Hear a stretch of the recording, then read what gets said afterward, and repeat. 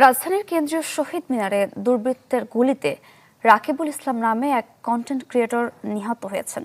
সে Sheikh Borhanuddin post graduate কলেজের degree দ্বিতীয় বর্ষের শিক্ষার্থী ছিলেন। ঘটনার পরপরই একজনকে আটক করা হয়।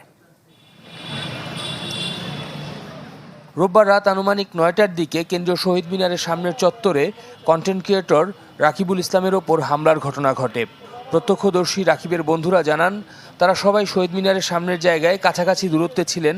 কেউ মোবাইল স্ক্রলিং করছিলেন, কেউ বা ফোনে কথা বলছিলেন। এমন সময় হঠাৎ কয়েকজন হামলে পড়ে রাকিবের ওপর।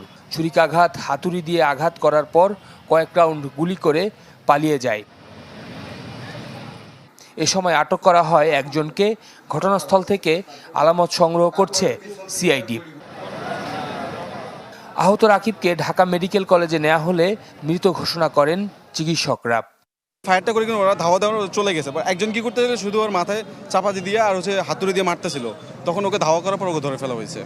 অনেক ফ্রেন্ডলি, আর ওর কারোর সাথে কখনো ঝগড়া তারপরে মারামারি এগুলো ছিল না। কেন্দ্রীয় শহীদ মিনারের মতো স্থানে যেখানে সব সময় মানুষের সমাগম থাকে, সেখানে এমন ঘটনায় উদ্বেগ জানান অনেকে।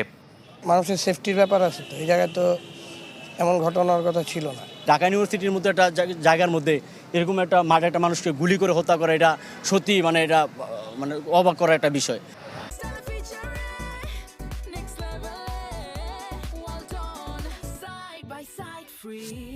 পুলিশ বলছে, হামলার ঘটনায় ৫ জন জড়িত ছিলেন। কী কারণে এই হত্যাকাণ্ড সে বিষয়ে তদন্ত চলছে। মামলা রুজু প্রক্রিয়াধীন আছে। আর অন্যান্য যে টোটাল বিষয়টা, কারা মারলো, কেন মারলো, কীভাবে মারলো, কী হলো, কী ঘটনা, পুরো ডিটেলসটা আমরা চেষ্টা করছি। আমরা তদন্ত করছি থরলি। একজনকে যেহেতু আমরা পাইছি, আমরা তার মাধ্যমে অন্যগুলো যেন আমরা দ্রুত হাতে পেতে পারি, তো সেইটা আমরা চেষ্টা করছি। নিহত রাকিবের গ্রামের বাড়ি বরিশালে। পরিবারসহ পুরান ঢাকার নিমতলীতে বসবাস করতেন তিনি। এক ভাই ও এক বোনের মধ্যে রাকিব ছিল বড়। তার বাবা ঢাকা বিশ্ববিদ্যালয়ের স্টাফ হিসেবে কর্মরত। শফিকুল ইসলাম সবুজ, চ্যানেল 24, ঢাকা।